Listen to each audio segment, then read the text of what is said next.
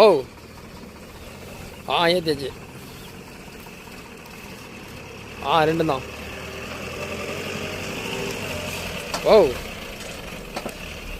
வந்து இப்போ தான் வெளில வரோம். இங்கே சேகரன்ட்ட தான். சரிங்க.